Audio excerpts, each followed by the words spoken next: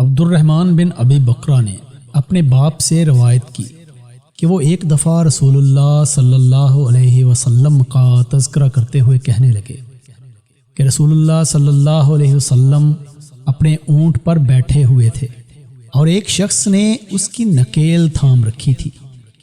آپ صلی اللہ علیہ وسلم نے پوچھا، آج یہ کون سا دن ہے؟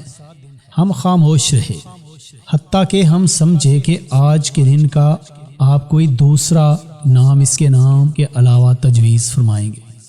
پھر آپ صلی اللہ علیہ وسلم نے فرمایا، کیا آج قربانی کا دن نہیں ہے؟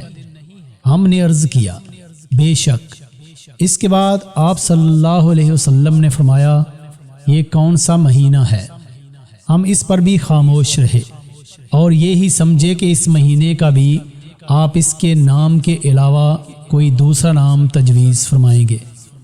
پھر آپ صلی اللہ علیہ وسلم نے فرمایا، کیا یہ ذی الحجہ کا مہینہ نہیں ہے؟ ہم نے عرض کیا، بے شک۔ آپ صلی اللہ علیہ وسلم نے فرمایا، تو یقیناً تمہاری جانیں اور تمہارے مال اور تمہاری آبرو تمہارے درمیان اسی طرح حرام ہیں جس طرح آج کے دن کی حرمت تمہارے اس مہینے اور اس شہر میں ہے۔ پس جو شخص حاضر ہے اسے چاہیے کہ غائب کو یہ بات پہنچا دے، کیونکہ ایسا ممکن ہے کہ جو شخص یہاں موجود ہے وہ ایسے شخص کو یہ خبر پہنچائے جو اس سے زیادہ حدیث کا یاد رکھنے والا ہو۔